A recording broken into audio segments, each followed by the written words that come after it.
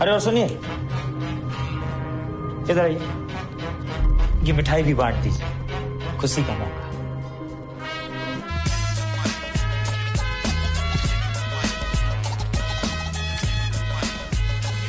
वाह मोदी जी, वाह वाह।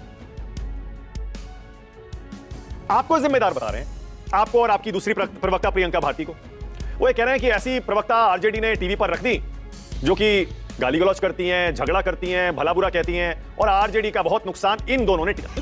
कमेंट करिए, भद्दा कमेंट करिए, गाली दीजिए, कोई फर्क नहीं पड़ता है, क्योंकि शायद यही आपके संस्कार होंगे। बांग्लादेश में भी ऐसे ही शेख हसीना चुनाव जीती थी। कल उसको वहां के बांग्लादेश के कोर्ट ने फांसी दी है। बांग्लादेश में वहां शेख हसीना को फांसी हो रही है, आप उसका उदाहरण यहाँ हिंदुस्तान के चुनाव के नतीजों के बाद दे रहे हैं। वहां का विपक्ष भी ऐसे ही क्या नाम चिंता जता रहा था, ऐसे ही कह रहा था कि वहां बेईमानी हुई है। आपके लिए बांग्लादेश आदर्श हो सकता है। कोई माई का लाल इटली में भी जगह नहीं मिलेगी तुम्हें, उखाड़ के फेंक देंगे। और भारतीय जनता इटली में भी जगह नहीं मिलेगी तुम्हें। नमस्कार दोस्तों, डिबेट शो की एक और मजेदार वीडियो में आप सभी का स्वागत है। दोस्तों, आज की डिबेट वीडियो होने वाली है बीजेपी के प्रवक्ता के शर्मा, आरजेडी की कंचना यादव और कांग्रेस के सुरेंद्र सिंह राजपूत के बीच में। दोस्तों, बिहार इलेक्शन के रिजल्ट को लेकर डिबेट है। डिबेट बहुत मजेदार होने वाली है, आप सुनो अंत तक जरूर देखना। अगर आप चैनल पर पहली बार आए हैं या चैनल को अभी तक सब्सक्राइब नहीं किया है तो चैनल को सब्सक्राइब भी कर लेना। चलिए दोस्तों, मेन वीडियो स्टार्ट करते हैं। ये टीवी वाले भाई पिक्चर चालू करो बे। कंचना, बहुत सारे लोग सोशल मीडिया पर और बल्कि टीवी पर भी आपको जिम्मेदार बता रहे हैं, आपको और आपकी दूसरी प्रवक्ता प्रियंका भारती को। वो ये कह रहे हैं कि ऐसी प्रवक्ता आरजेडी ने टीवी पर रख दी जो कि गाली गलौज करती हैं, झगड़ा करती हैं, भला बुरा कहती हैं, और आरजेडी का बहुत नुकसान इन दोनों ने जी, मैं आपके शो पर लगातार हमेशा बैठती रही हूँ, और क्या आप मुझे ये कह सकते हैं कि मैं यहाँ पर भद्दी भाषा बोलती हूँ या फिर लड़ने झगड़ने लगती हूँ या आउट ऑफ कंट्रोल हो जाती हूँ? नहीं।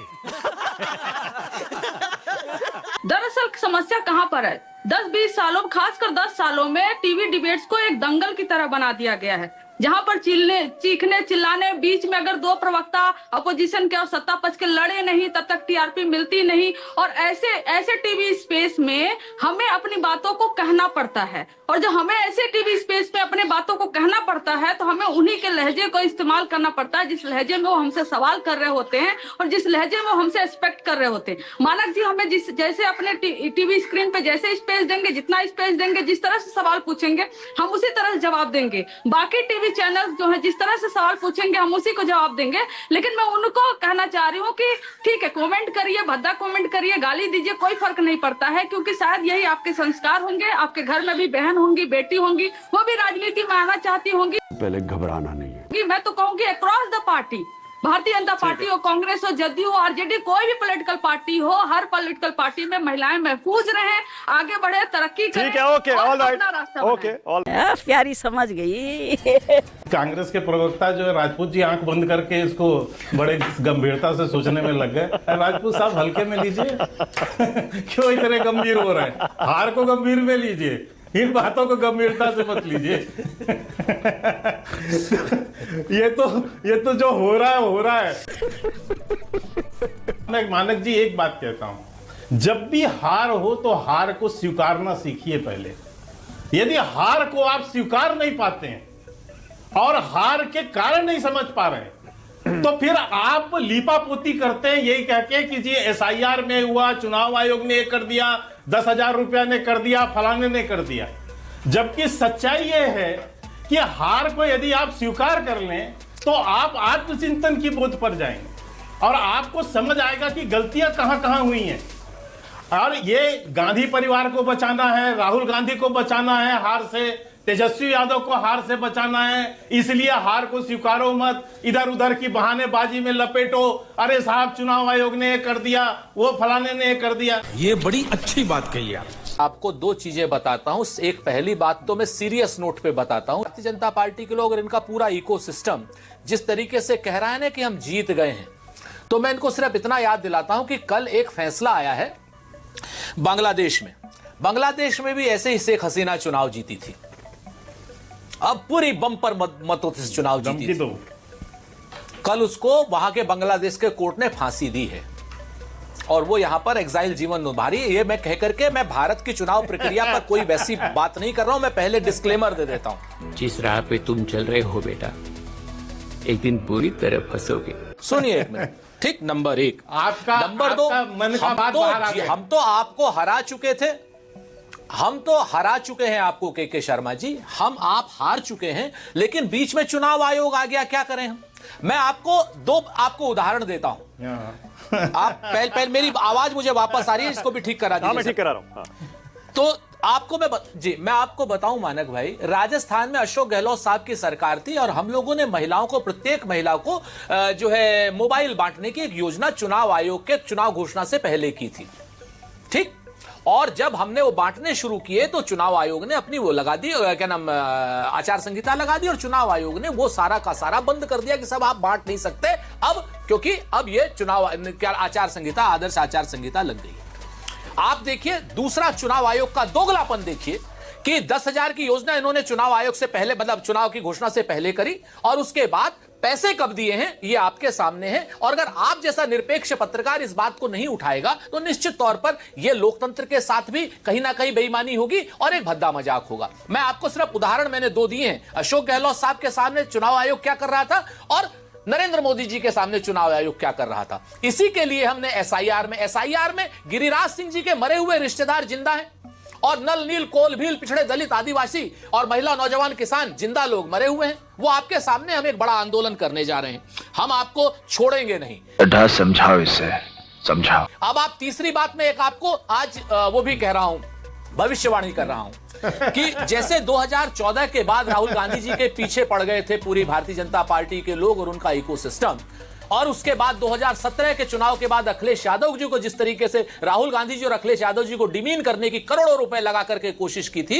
अब ये लोग तेजस्वी यादव के खिलाफ पड़ गए हैं और तेजस्वी यादव को भी डिमीन करने की कोशिश कर रहे हैं। लेकिन ये तीनों के तीनों लोग, राहुल गांधी जी, अखिलेश यादव जी और तेजस्वी यादव जी, ये दूसरी मिट्टी के बने हैं। आपकी आलोचनाओं से इनके ऊपर कोई फर्क नहीं पड़ता है। ये उस शेर की तरीके से है कि कुछ लोग तुम्हें समझाएंगे, कुछ तुमको खौफ दिलाएंगे, जो है वो भी खो सकता है, इस राह में रहजन है तेरे, कुछ और यहां हो सकता है, कुछ और तो अक्सर होता है, पर तुम इस पल में जिंदा, ये पल तुम में जिंदा है, ये वक्त नहीं फिर आएगा, तुम अपनी करनी कर गुजरो, जो होगा देखा जाएगा। परिवार के मामले में बात की जा रही है, परिवार के नाम पर लड़ने भिड़ाने कर किया जा रहा है, उसकी आड़ में मुख्य मुद्दों। जी मेरी आपको एक छोटी सी सलाह है। जी बताइए। छोटी सी, अभी बिहार में इतना बड़ा चुनाव संपन्न हुआ है, आपको कुछ उसकी प्रक्रियाओं से असहमति हो सकती है, एसआईआर से असहमति हो सकती है, कुछ नाम कटने से जोड़ने से हो सकती है, तमाम बातें।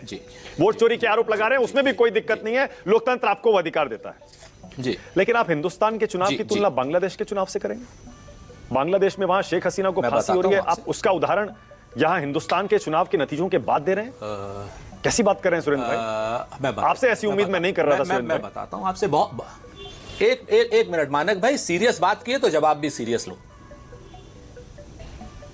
बहुत ज्यादा अल्ट्रा राष्ट्रवादी जितने आप हैं उतना मैं हूं और उतना ही पूरा देश है। के शर्मा भी बैठे हुए, सब लोग बैठे हुए हैं। जिस वक्त बांग्लादेश में चुनाव हुए थे मानक गुप्ता जी, एक शो आप दिखा दीजिए पूरे भारत के मीडिया का या पूरी दुनिया के मीडिया का जिसने कहा हो कि वहां बेईमानी हुई थी।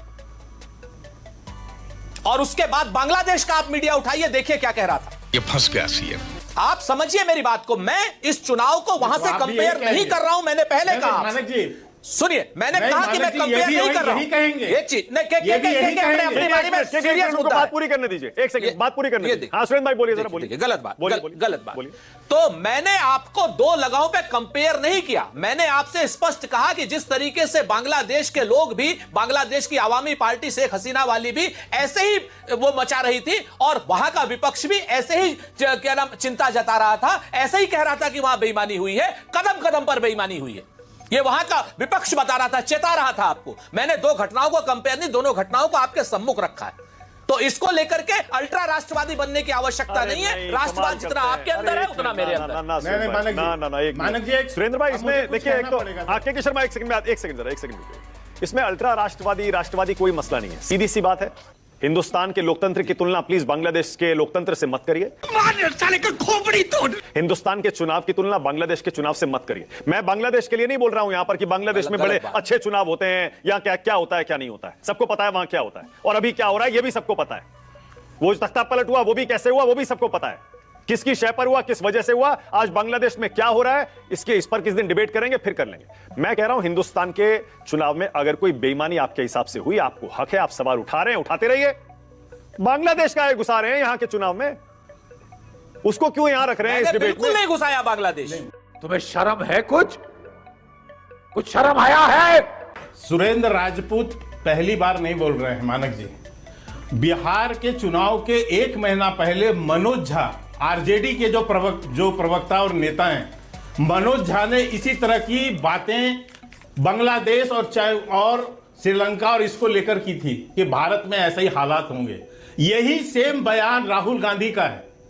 राहुल गांधी ने भी इसी तरह का बयान श्रीलंका को लेकर यहां पर दिया था। मैं ऐसे तमाम नेताओं की लिस्ट सुना सकता हूं और बाकायदा बयान बता सकता हूं। चुनाव में बेईमानी कीजिएगा, आप चुनाव की बेईमानी नहीं रोकेंगे। बीच में मत, अब बीच में आप मत बोलिए, आप बीच में मत बोलिए, आप सुनिए मेरी बात। चुनाव की बेईमानी रोकिए। अब मैं ये कह रहा हूं, आप भारत को समझते क्या है? आपके लिए बांग्लादेश आदर्श हो सकता है, कोई माई का लाल अरे हमारे लिए भारत आदर्श है, कोई माई का लाल भारत को नहीं देख सकता। और आपसे बड़ा राष्ट्रवादी हूं के शर्मा और भारतीय जनता इटली में भी जगह नहीं मिलेगी सुरेंद्र राजपूत।